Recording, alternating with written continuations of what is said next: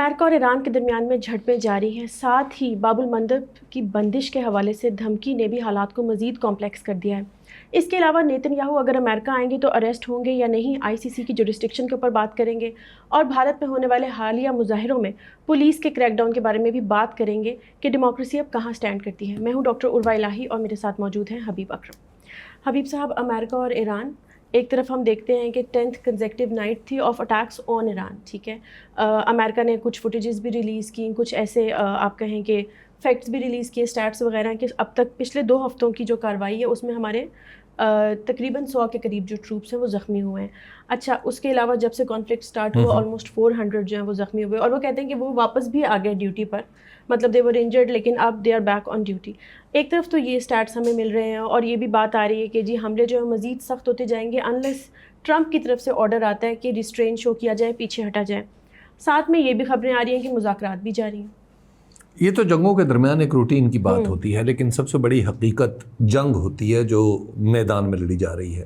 اس کے پیچھے جو معاملات چل رہے ہوتے ہیں، جب تک وہ جنگ پر مؤثر نہ ہوں، یعنی ان کے نتیجے میں جنگ بندی نہ ہو یا جنگ رک نہ جائے، اس وقت تک وہ سب کی سب اسپیکولیشن ہوتی ہے۔ اسپیکولیشن تو یہ بھی ہے کہ 10 دن کی جنگ بندی کی تجویز دی جا رہی ہے کہ جناب 10 دن کے لیے اسٹینڈ سٹل پہ چلے جائیں، اس کے بیچ میں دوبارہ کوششیں ہوں۔ لیکن اب مجھے نہیں لگتا کہ اس طرح کی کوئی گنجائش باقی ہے، کیونکہ پہلے بھی جنگ بندی کی توسیع کر کے دیکھی، اس کے بعد بہت ہائی پروفائل لیول پہ ڈپلومیسی ہوئی، تو اس کا نتیجہ کچھ نہیں نکلا۔ نتیجے میں پھر ہم نے دیکھا کہ جنگ دوبارہ ریزیوم کر گئی۔ اب جہاں تک جو امریکن اہداف ہیں، دیکھیے امریکہ کا نقصان کمپیئر ٹو ایران بہت کم ہو رہا ہے، کیونکہ ایک تو امریکی سرزمین نشانہ نہیں بن رہی، دوسری بات یہ ہے کہ وہی اڈے نشانہ بن رہے ہیں جو اس سے پہلے بھی نشانہ بن چکے تھے، اور وہاں پر جو زخمیوں کی تعداد ہے وہ 400 ہے۔ تو ابھی آپ نے بتایا کہ 28 فروری سے لے کے اب تک 16 لوگ ہیں ٹوٹل جو اپنی جان ہار گئے، اور ایران میں تو آلموسٹ ڈیلی بیسس پہ، اور ایران کا نقصان اس سے بہت زیادہ۔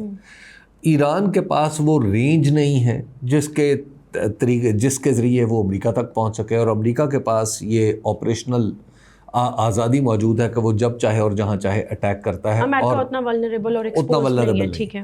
تو اب ایسی صورت میں جب جنگ ایک بالکل دوسری طرف ہو گئی ہے، کہ جیسے پہلے ہم کہہ رہے تھے کہ جب پہلا جو 28 فروری سے جو جنگ شروع ہوئی تھی، تو اس میں ایک بات بار بار کہی جا رہی تھی کہ یہ جنگ ایران نے ایسیمیٹرکل کر دی ہے اپنے چھوٹے ڈرونز کی وجہ سے، سستے ڈرونز کے ذریعے، جبکہ امریکہ کی طرف سے پیٹریوٹ اور اس طرح کے تھرڈ میزائل جو آتے ہیں وہ ان کو روکنے کے لیے بہت زیادہ مہنگے ہیں۔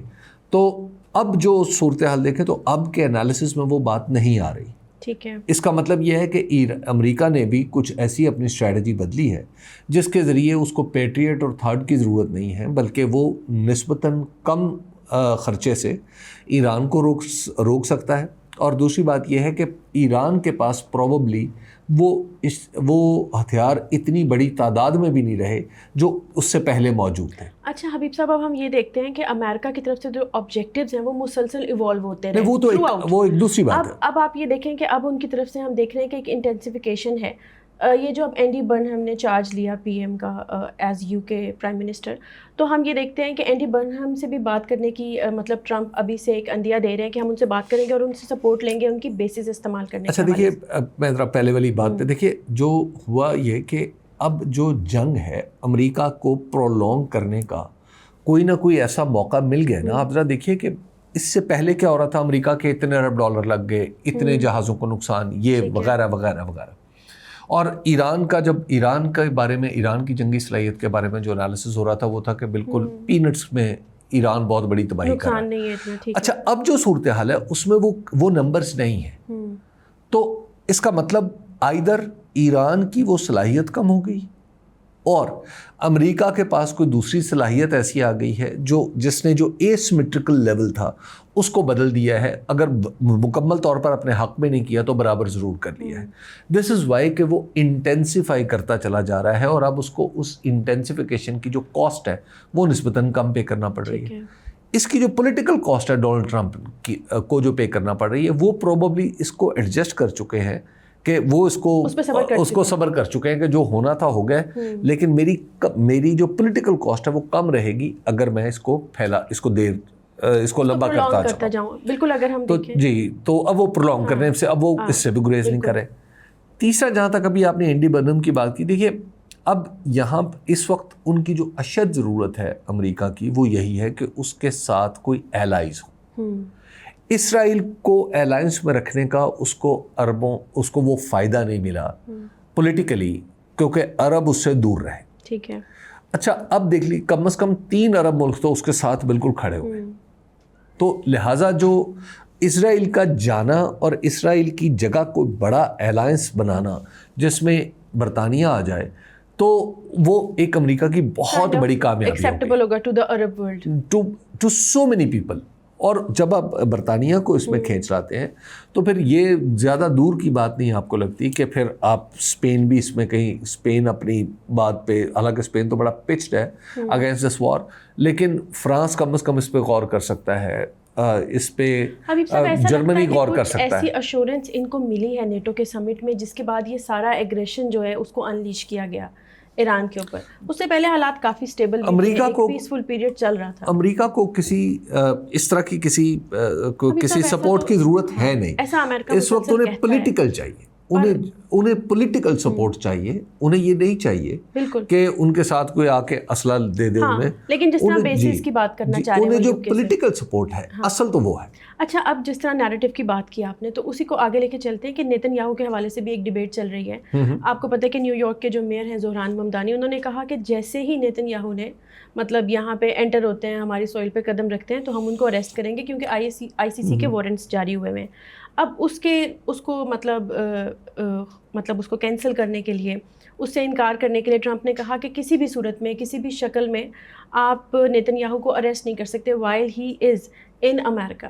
ٹھیک ہے. اور ساتھ اس نے مزید جو باتیں ایڈ کی ٹرمپ نے وہ یہ تھی کہ 52,000 جو پیسفل پروٹیسٹرز ہیں ان کو ایرانین رجیم نے مارا ہے ریسنٹلی. تو اس لیے کیونکہ وہ ہمارے الائی ہیں اسرائیل اور وہ ان کے خلاف لڑنے میں ہماری مدد کر رہے ہیں، تو اس لیے مطلب that's why like we have to protect ہم. اور ساتھ ہی 47 سال سے ایران امریکی سولجرز کو مارتا آ رہا ہے. یہ کہاں سے اسٹیٹس جو ہیں وہ ڈیرائیو کیے جا رہے ہیں؟ دو چیزیں. جہاں تک زہران ممدانی کا معاملہ ہے تو زہران ممدانی ڈونلڈ ٹرمپ کے لیے ٹیٹ فار ٹیٹ ہے. جس غیر ذمہ داری سے گفتگو ڈونلڈ ٹرمپ کرتے ہیں اور انہوں نے دنیا میں جو ایک رواج ڈالا ہے، تو جو امریکی سیاست ہے اس میں ان کا ٹرو ریفلیکشن وہ زہران ممدانی ہے. زہران ممدانی بھی آپ کو اس طرح، یہ دنیا کا کوئی میئر نہیں کہہ سکتا کہ وہ فلاں بندہ جو ڈگنیٹری آئے گا دوسرے ملک کا میں اس کو گرفتار کر لیکن دوں گا. آئی سی سی کے وارنٹس کے بیس پہ جو کچھ بھی ہو جائے، دس از شیئر نان سینس. ایک اسٹوپیڈیٹی ہے اور ایڈیوسنکریسی ہے، اس کے سوائے کچھ نہیں ہے. لیکن زہران ممدانی چونکہ اتنے ہی غیر ذمہ دار ہیں اس معاملے میں جتنے ڈونلڈ ٹرمپ ہیں، تو وہ ڈونلڈ ٹرمپ کا بالکل ایک مرر ریفلیکشن جو ہے نا وہ ہے. تو اس وجہ سے زہران ممدانی کے پاس نہ یہ اختیار ہے. اور اس کے بعد اگر زہران ممدانی یہ حرکت کر گزرتے ہیں تو پھر اقوام متحدہ جائے گا کون؟ نہیں، اور بھی بہت سے ممالک ہیں جنہوں نے اس چیز کو انڈورس کیا. کوئی وہ کریں گے نا. ملک کا کرنا ایک اور بات ہے، میئر کا کرنا دوسری بات ہے. یعنی یہاں پہ پاکستان یا انڈیا میں ایک ایس ایچ او کہے گا کہ فلاں بندہ جب آئے گا تو میں اس کو گرفتار کر لوں گا، یا ایک اٹھ کے میئر کہے گا کہ فلاں ملک کا جب سربراہ آئے گا، میرا چونکہ میں سمجھتا ہوں کہ اس کو گرفتار ہونا چاہیے، میرے پاس یہ اسکاٹ لینڈ یارڈ کا ہے تو وہ گرفتار کر لے گا. مطلب اس کے بعد تو آپ پھر پورا دنیا کا سسٹم جو ڈپلومیسی ہے وہ تباہ ہو جائے گی. تو that is sheer nonsense Zohran Mamdani کو. وہ جس طرح کی وہ باتیں کرتے ہیں، نو ڈاؤٹ وہ بڑے مقبول آدمی تھے. اچھا لیکن مقبول تو ٹرمپ بھی ہیں اور دونوں نان سینسیکل باتیں کرتے ہیں. تو اس لیے وہ جو نان سینس ہے اس کا جواب ٹرمپ نے، مجھے پہلی دفعہ بڑے بوجھل دل کے ساتھ کہنا پڑ رہا ہے کہ ٹرمپ نے بات ٹھیک کی ہے. تو اس لیے جہاں تک نیتن یاہو کا جرائم کا تعلق ہے تو وہ تو کسی صورت کم نہیں ہو سکتا. اس کے ساتھ جو میں نے ٹرمپ کی اسٹیٹمنٹ دی کہ بھئی ایرانین رجیم نے اتنے لوگوں کو مارا سارا کچھ، آپ کو کیا لگتا ہے کہ یہ جو باتیں اٹیچ کی گئی یہ پبلک اوپینین کو ون کرنے کی کوشش ہے، مطلب ان دیئر فیور؟ مطلب دیکھیے اس میں کوئی دوسری رائے نہیں ہے. اس کی وجہ یہ ہے کہ جو امریکن، جہاں تک 52,000 یا 60,000 وہ تو آپ کچھ بھی کہہ لیں نا، وہ تو کچھ بھی کہہ لیں، وہ تو 52,000 ہیں، 55,000 ہیں، 3,000 ہیں. اچھا دیکھیے امریکن سولجرز کے ساتھ جو ایرانین کنفرنٹیشن ہے وہ اب تو ہو رہی ہے نا. اچھا اس سے پہلے بالکل ہی ایسے ہی ہے. ایران نے، دیکھیے ایران کے اندر جب احتجاج ہوا تھا، معاف کیجیے گا، جب انقلاب آیا تھا، تو اس وقت جو امریکی سفارت خانے میں پر جو قبضہ ہوا تھا 1979 میں اور کافی دن تک چلتا رہا تھا، اس نے امریکن جو اسٹیبلشمنٹ ہے، امریکن سوچ پہ بہت گہرا اثر ڈالا ہے۔ اب جو یہ معاملہ ہے جو فوجیوں کا، تو یہ بھی تو اس سے پہلے تو کبھی آپ براہ راست انگیج نہیں ہوئے۔ ہاں، کوئی کلینڈسٹائن آپریشن میں اگر کچھ ہوا ہو تو ہوا ہو، اس کے علاوہ تو اور کچھ نہیں ہوا۔ ہاں، جب عراق میں تھا، عراق میں وار تھی، تو اس میں مقتدیٰ صدر اور اس طرح کے کچھ دوسرے لوگ تھے جن کو ایران سپورٹ کر رہا تھا، اور پھر کچھ ملیشیاز بھی تھیں جن سے سپورٹ، تو پرابلی اس کی طرف اشارہ ہے۔ ادروائز جو بڑا اور براہ راست کانفلکٹ ہے وہ تو پہلی بار ہو رہا ہے۔ بالکل، اچھا ٹھیک۔ اچھا حبیب صاحب، اب ساتھ بات کر لیتے ہیں حوثیز کے حوالے سے۔ سعودیہ نے یہ کہا ہے کہ حوثیز کی طرف سے جو دھمکی ہے کہ ہم باب المندب کو اس کا کلوزر کر دیں گے، تو اس کی وجہ سے ایک تو وار تھیٹر تو ایکسپینڈ کرے گا، یہ حالات تو بہت خراب ہوں گے، اور ساتھ اب یہ بھی کنسرن ہے کہ پھر اس کے بعد ایران کو زیادہ کنٹرول ہوگا اوور انرجی کوریڈورز۔ ایک تو یہ ہے کہ حوثیز یہ کام اگر کر لیں، ابھی تک تو کیا نہیں، ابھی تک تو دھمکی، لیکن ابھی تک تو دھمکیاں ہیں، کر دیں گے، کر رہے ہیں، کر دیں گے، کر رہے ہیں۔ پہلے تو یہ ہے کہ حوثیز اگر وہ کام کر بھی پائیں گے یا نہیں، اس کی وجہ یہ ہے کہ دنیا اس طرح ابھی ہرمز کا راستہ بند ہوا ہے، تو ہرمز کے راستے پہ آپ بالکل ایک جنگ ہو رہی ہے، تو کیا باب المندب بھی اگر ایران کے کنٹرول میں چلا جائے گا تو باب المندب کا لیوریج استعمال کرتے ہوئے یہ جنگ بند ہوگی یا یہ جنگ بڑھے گی؟ جو لگ رہا ہے وہ یہ ہے کہ جنگ بڑھے گی۔ اور پھر جب حوثیز لمبے عرصے کے لیے اس کو ہولڈ کر سکتے ہیں باب المندب کو، اب جبکہ یہ چیزیں بھی ہو رہی ہیں کہ ایران سے کسی بھی ہتھیار کا وہاں تک پہنچنا مشکل ہوتا چلا جا رہا ہے۔ پچھلے دنوں سیریا میں جس طرح تو ایران سے جب وہاں پر سپلائیز نہیں جا پا رہی ہوں گی، جب ان کا جو ایئر کوریڈور ہے وہ بھی محفوظ نہیں ہوگا، تو اس کے بعد حوثیز کے لیے یہ بند کرنا اس کو باب المندب کو زیادہ طویل عرصے تک مشکل ہے۔ اچھا، اب اس کی فلپ سائڈ ہے کہ ہاں جی، وہ اس طرح نہیں کرتے، لیکن وہ چھوٹی کشتیوں کے ساتھ بند کر لیتے ہیں۔ ایک قسم کی وہ جس طرح گوریلا وارفیئر ہے، وہ بحری گوریلا وارفیئر شروع ہو جاتی ہے۔ تو کیا اس کا اتنا امپیکٹ آ پائے گا حبیب صاحب؟ اتنی کیپیسٹی ہے ان کی؟ اس میں بھی اگین یہ دیکھنا ہے کہ وہ کتنی دیر تک ہولڈ کر سکتے ہیں۔ جو بظاہر لگ رہا ہے کہ پہلے تو یہ انتظار کرنا ہوگا کہ حوثیز کیا واقعی ایسا کریں گے۔ ابھی تو یہ چیز ابھی تک تو دیکھیے، ایران نے کچھ 4 دن پہلے 5 دن پہلے کہا تھا کہ آپ باب المندب کو بند کر دیں، تو باب المندب اب تک تو بند نہیں ہوا۔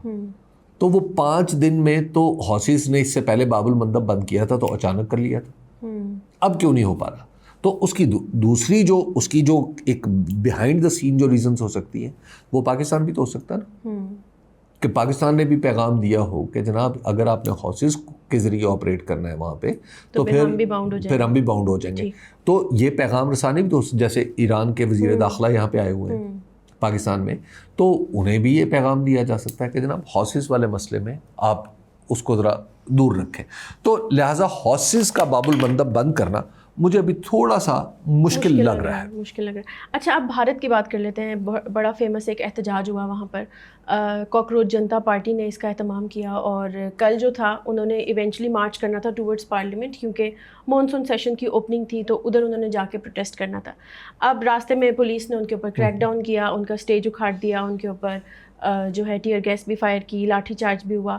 کافی سارے جو اسٹوڈنٹس، موسٹلی تو حبیب صاحب یہ یوتھ لیڈ ایک پروٹیسٹ تھا، بہت سے لوگ زخمی ہوئے، یعنی 70+ کہہ رہے ہیں کہ پروٹیسٹرز زخمی ہوئے۔ پولیس بھی کلیم کری کہ 118 اہلکار بھی زخمی ہو گئے۔ حالانکہ وہ جو پروٹیسٹرز تھے وہ پیسفل تھے، اور وہ مطلب خالی ہاتھ بھی تھے، اور پولیس پراپر تیاری کے ساتھ آئی تھی ان کو ڈسپرس کرنے کے لیے۔ اچھا، یہ پوری رات تک چلتا رہا معاملہ، اور ظاہر ہے وہ پارلیمنٹ تک انہوں نے ان کو نہیں پہنچنے دیا، 70 کے قریب گرفتاریاں بھی ہوئیں۔ لیکن اس کے بعد رات سے ہی دوبارہ پروٹیسٹرز جو ہیں وہ اکٹھے ہونا شروع ہو گئے، اور پھر سے انہوں نے اپنے آپ کہہ لیں کہ مورچے سنبھال لیے۔ تو اب اتنا brutal use of force against peaceful protesters, ہم کیا سمجھتے ہیں کہ ایک ملک اپنے آپ کو دنیا کی سب سے بڑی ڈیموکریسی کہہ رہا ہے، سب سے بڑی آبادی ہے، پروٹیسٹرز کے پاس تو یہ رائٹ ہے کہ پیسفلی اپنی ڈیمانڈس کو ڈیمونسٹریٹ کر سکیں، اور ڈیمانڈ بھی صرف یہ ہے کہ مسلسل ایک انکیپیبل اگر آپ کا وزیر ہے تو آپ اس کو ہٹا دیں۔ کیوں نہیں مانی جا رہی یہ بات؟ دیکھیے، اس کے 2 حصے۔ ایک تو فنڈامنٹلی یہ بات ہے کہ کیا یہ مطالبہ ٹھیک ہے؟ بھائی، جن لوگوں کا فیوچر تباہ ہو گیا، مستقبل جنہوں نے بڑے سپنے دیکھے تھے، انہوں نے امتحان دیے اور پتہ ہی چلا کہ آپ میرے پاس پہلے سے پیپر آ گیا, آپ کے پاس نہیں ہے, آپ مجھ سے اچھی اسٹوڈنٹ ہے, لیکن میں نے پیسے دے کے پیپر اپنا یا تو میں نے وقت سے پہلے لے لیا اور یا پھر میں نے کسی اور طریقے سے نمبر لگوا لیے. تو یہ تو ایک ایشو ہے. اگر اس ایشو کو, میرا خیال ہے کہ یہ ایشو اب دنیا میں, بھارت کو, بھارتی نوجوانوں کو دے مسٹ لیڈ, کیونکہ وہ یہاں تک پہنچے ہیں اور وہاں پہ پھر بھی کچھ ماحول ہے کہ گولیاں نہیں انہیں کوئی مار رہا. ہاں اچھا, اب اصولاً ہونا یہ چاہیے کہ طریقہ امتحان کی تبدیلی, کہ بھئی جس طرح برطانیہ اور امریکہ میں امتحان ہوتے ہیں, یہ جو کریمنگ اور رٹے کا امتحان ہے یہ نہ لیا جائے, اس کو انالیٹیکل کیا جائے تو پیپر کا جو معاملہ ہے وہ ختم ہی ہو جائے. لیکن حبیب صاحب انالیٹیکل بھی لیں گے اگر, تو بھی اگر وہ بھی لیک کر دیتے. اور دوسری بات ہے کہ اے آئی ضروری کاغذ بھی لینا ہے. اچھا, اے آئی جیسی اورینٹیشن ہے. میں تو اب سمجھتا ہوں کہ دنیا جہاں پر پہنچ گئی ہے, آپ اسٹوڈنٹ کو اس کا پیپر 6 مہینے پہلے دیں. ٹھیک ہے, اس سے بتائیں کہ یہ پیپر ہے تمہارا, یہ ہم تمہیں بھیجنے ہیں 6 مہینے نہیں, 1 مہینہ پہلے دیں, 1 ہفتہ پہلے دیں, کہ تم نے یہ 6 اسائنمنٹ کر کے لانی ہے ہمارے پاس اور ہم تم سے وائوا کریں گے. بس اس کے سوا یہ جو کریمنگ والا معاملہ ہے اس کو ختم ہونا چاہیے. یہ دنیا میں پتہ نہیں کون سا سسٹم تھا, ایک زمانے میں شاید بڑا اچھا ہوگا, لیکن آج کی دنیا میں یہ نظام بچوں کی اور تعلیم کی تباہی ہے, اس کے سوا اور کچھ نہیں ہے. تو لہٰذا کوئی زیادہ ٹائم نہیں لگتا. اس کی وجہ یہ ہے کہ یہ آپ کو صرف انڈین اور پاکستان کے بیوروکریٹس ہی بتا سکتے ہیں کہ اس سسٹم کو چینج کرنے میں بہت بڑا زیادہ ٹائم لگے گا. اس کی وجہ یہ ہے کہ آپ کو سمپل امتحان, یہ کوئی امتحان کا طریقہ بدل کے یہ نہیں کرے کہ اس جگہ کرسی نہ رکھو, اس جگہ کرسو رکھو. اچھا, مودی نے بھی یہ اسٹیٹمنٹ جاری کر دی کہ فول پروف ہم ایگزامینیشن نہیں, فول پروف ہو ہی نہیں سکتا جب تک آپ اس کو اپلائیڈ نہیں کریں گے. تو لہٰذا اپلائیڈ کی طرف پاکستان کو بھی جانا چاہیے, بنگلہ دیش کو بھی اور ان کو بھی. تیسرا حصہ اس کا ہے جو بروٹیلٹی ہے جس کا ذکر. دیکھیے یہ جو ساؤتھ ایشیا ہے جس میں ہماری پیدائش کا حادثہ ہوا اور ہم رہتے ہیں یہاں پر حکومت دستور کے اور قانون کے نام پہ آپ کے سر میں گولی مارنے سے گریز نہیں کرتی.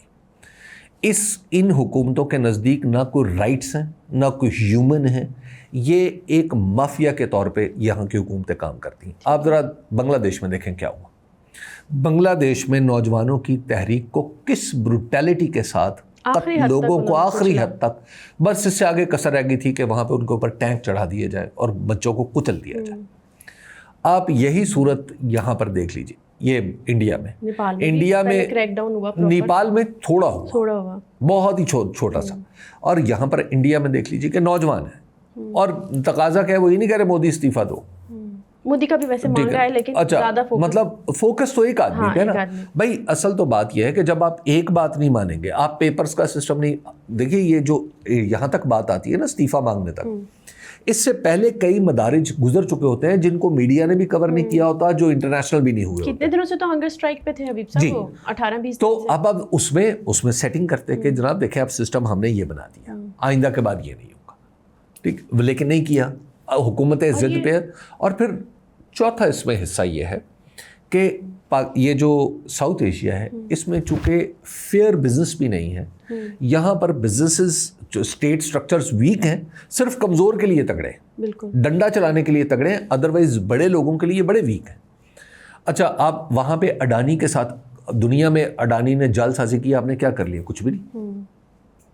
ٹھیک ہے نا, لیکن بچوں نے جال سازی کے خلاف احتجاج کیا تو پوری کی پوری ان کے اوپر پولیس آ گئی. یہ تو ہمارے سیکیورٹی ادارے جو ہیں ساؤتھ ایشیا کے, انہوں نے ایک لیگیسی برٹشر سے لی ہے, وہ ابھی تک ہمیں محکوم نہیں. برٹش تو بہت بہتر تھے.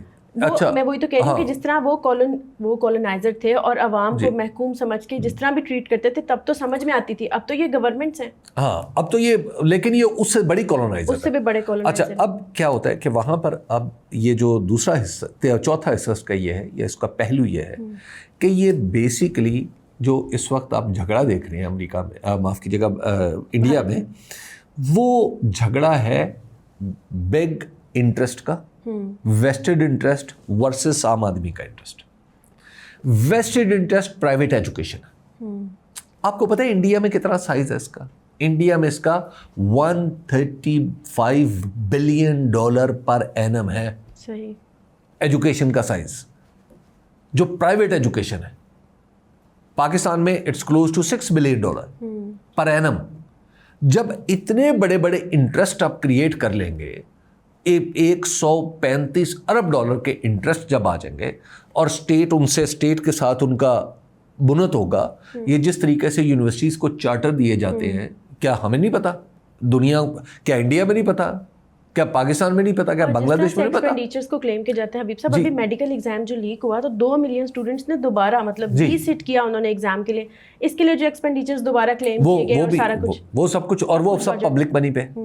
تو جب یہ ساری چیزیں ہو رہی ہیں تو یہ بیسیکلی ویسٹڈ انٹرسٹ ہے جو آپ کو جو پوری سوسائٹی کو ڈرائیو کر رہے ہیں. اور انڈیا میں جو کارپوریٹ سو کالڈ مودی جی کارپوریٹ انڈیا کے نمائندے ہیں, مودی جی کارپوریٹ انڈیا کے نمائندے نہیں ہیں. نمائندہ تو بڑی ریسپیکٹیبل ٹرم ہے.